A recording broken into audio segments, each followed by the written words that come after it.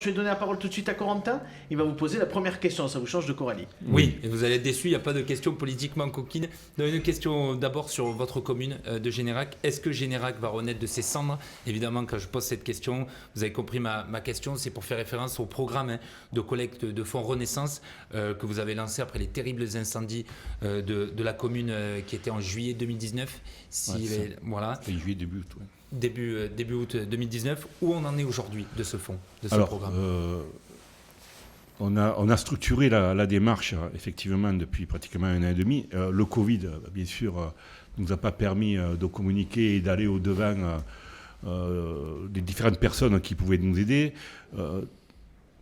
Aujourd'hui, on a relancé la machine avec mes services. Nous avons rencontré... C'est difficile de trouver des fonds? Non, c'est pas difficile. Il faut... trouver des fonds, c'est pas difficile. C'est aussi faire comprendre aux personnes qui vont donner que le projet qu'on a est un projet éducatif et est un projet de territoire. Donc là-dessus, il faut quand même militer. Il faut rencontrer les personnes. On a bien sûr des donateurs généreux. Quand je dis généreux, c'est dans l'esprit. Il peut être à 10 euros, comme à 1 000 euros, comme à 7 000 euros. Aujourd'hui, le but, c'est d'aller vendre notre projet à des structures de dimension nationale qui peuvent aussi financièrement le porter, puisque n'oublions pas que c'est du mécénat. Et que quelque part, ça permet aussi à ces structures d'avoir une dimension environnementale qui leur convient. Et puis nous, ça nous permettra aussi de monter ce projet très rapidement. D'accord. On parle de l'agglo de Nîmes, Nîmes Métropole. Vous occupez la fonction de premier vice-président, délégué à l'aménagement du territoire. Tout à fait, ouais. En réunion de majorité, dernièrement, vous avez présenté un état des lieux sur le foncier destiné aux entreprises de l'agglo. Quel constat vous dressez et quelles solutions vous proposez? Alors, le constat, je l'avais dit dernièrement, la dernière fois que j'étais venu, on l'a établi à 8 mois. On a été élu en juillet. Le temps de retrouver des services, de reprendre un peu la main. On a commencé à travailler vraiment en décembre. Qu'est-ce qu'on a fait? On est parti sur un état des lieux qui ne nous convenait pas. J'explique. Je suis de ceux qui pensent que le dernier exécutif, notamment Yvan Lachaud, n'a pas géré l'aménagement comme il fallait, et on est parti un peu tous azimuts.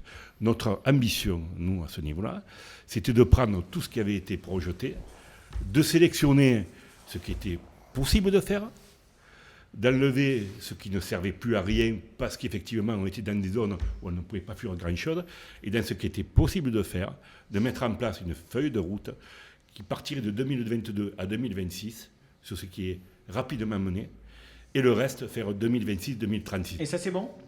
Oui, c'est bon, ça a été validé. Notre plus gros problème aujourd'hui, et je ne vais pas rentrer dans la technique, si vous voulez, un jour j'expliquerai, c'est trouver les compensations qu'il va nous falloir. Parce que, effectivement. Oui, M. Proust en parlait quand il était venu. La Costière aujourd'hui a été colonisée par l'outarde canapetière, par les arrocelés. Et donc, c'est quelque chose. Des espèces qu'on ne peut pas déplacer. Voilà, qu'on peut déplacer, mais il faut trouver des compensations derrière. Parce qu'il y a une protection. Et il y a un prix.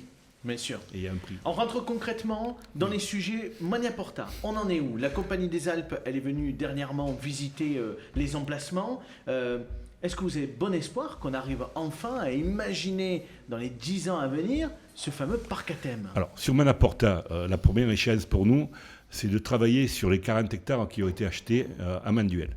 Donc ça, c'est le projet que nous avons pour mettre effectivement des entreprises porteuses en termes d'innovation. Sur Mania Porta... Ça, c'est la priorité. Ça, c'est la priorité. Sur le parc à thème. Le parc à thème, la Compagnie des Alpes est venue. Ils doivent donner, en début d'année, je pense, une réponse qui permettra au président de savoir effectivement si on peut mettre un parc à thème là-dessus, sachant que, effectivement, ça demande... Ils sont que dans l'étude de faisabilité, c'est ça? Ils sont dans l'étude de faisabilité et aussi en termes de porteurs de projet. Il faut savoir qui portera le projet, parce qu'il y a une dimension financière qui n'est pas neutre.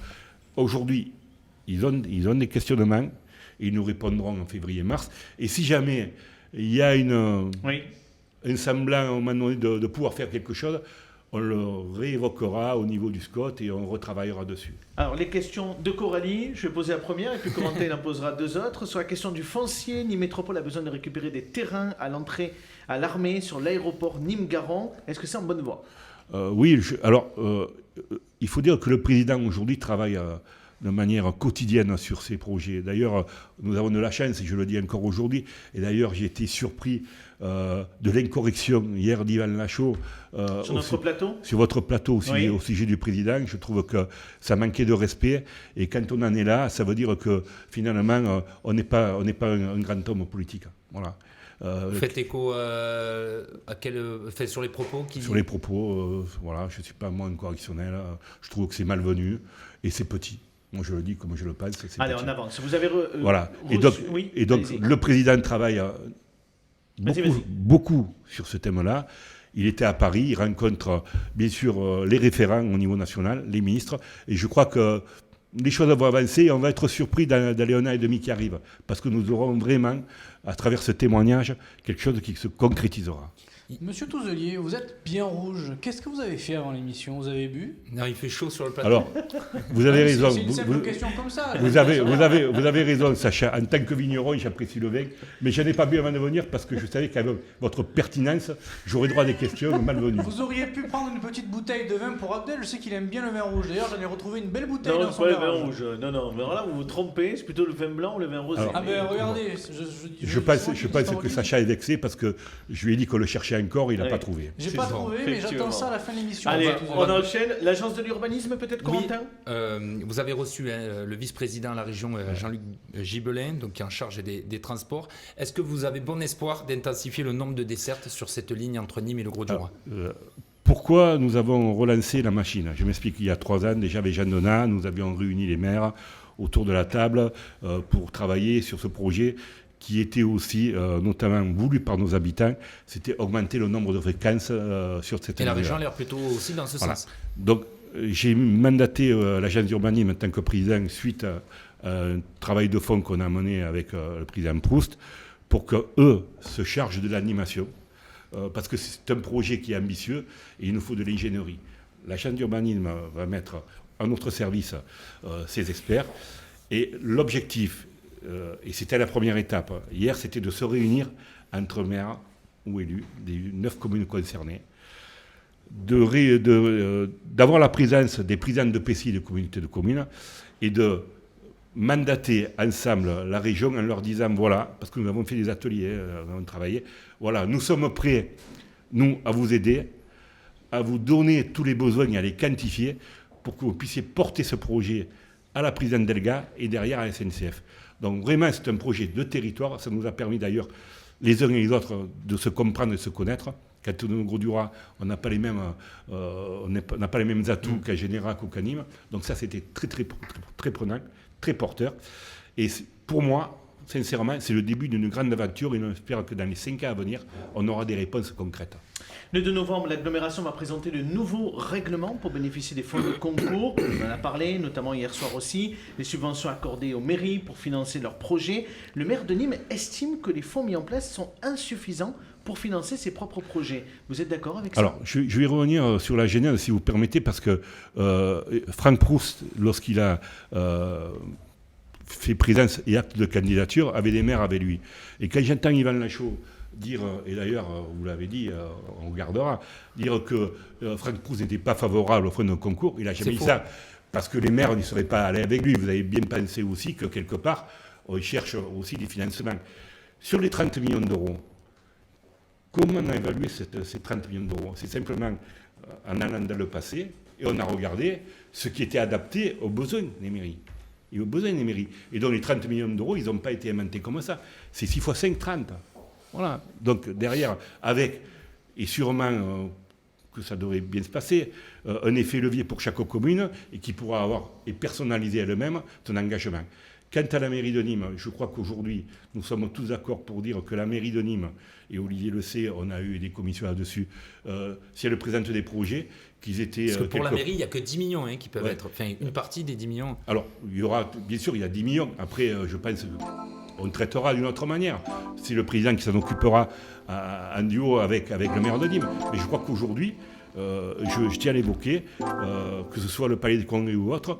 Je crois que l'Assemblée communautaire, tu en es témoin, Olivier, n'est pas contre ces projets-là, qu'on soit clair. Allez, Pour deux terminer, questions oui, très rapidement. de politique. Qui allez-vous soutenir pour l'élection présidentielle? Alors, Monsieur Tozelier. moi, je Alors, pense d'abord pour la primaire de la Oui, droite, déjà. primaire. les primaires de la droite. Je pense qu'on a de très bons candidats à droite.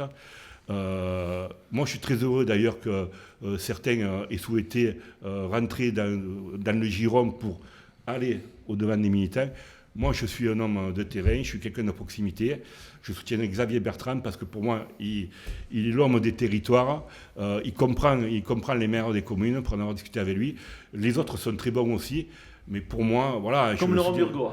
Oui, mais au-delà de ça, je pense qu'on a un monde rural et périurbain sur lequel il faut se pencher. Et je pense pour moi que Xavier Bertrand est celui qui peut même le faire. Voilà. Les élections législatives, ça vous tente? Non, je l'ai dit très sincèrement à Laurent et à Franck quand ils m'ont posé la question. Deuxième circonscription, non. Non, pas pour moi. Même Pour Eddy Valadier? Oui. Eddy Valadier peut-être, je ne sais pas. Est-ce que vous voyez que c'est un bon candidat? Moi, je pense que les candidats ici sont bons dans la deuxième. Il y a des bons candidats. Et je pense qu'Eddy peut faire aussi un bon candidat. Après, nécessairement, vous savez, la difficulté, c'est qu'on n'a pas de cumul de mandat.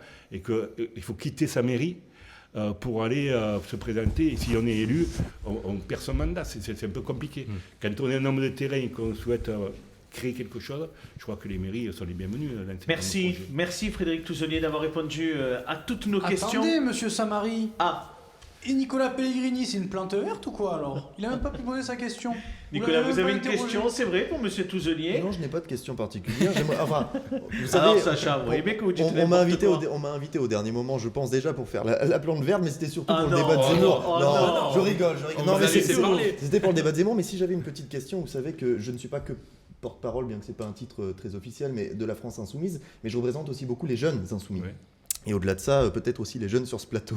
Mais je voulais vous demander ce que vous comptez faire, en tout cas à Nîmes Métropole, pour la Je croyais jeunesse, qu'il n'y avait pas de notamment en question, matière de monsieur transport. Pellegrini. Alors, d'abord, vous savez que nous aimons bien les jeunes, puisque nous les prenons en alternance dans nos communes. Oui, je connais, Donc, ça veut dire, je pense qu'il faut quand même le dire, quelque part.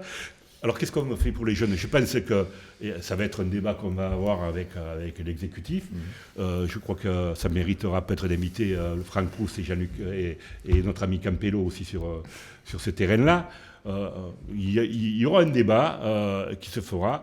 Mais il ne faut pas oublier nécessairement que dans tout débat et dans tout acte de gratuité, c'est de l'argent aussi, et qu'il faut le trouver par ailleurs.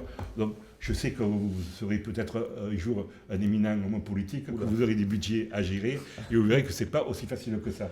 Mais en tout cas, la jeunesse, à Nîmes Métropole, on l'apprécie et on veut la faire avancer avec nous. Ça me donnait l'occasion de vous laisser développer. Donc c'est parfait, ça me va.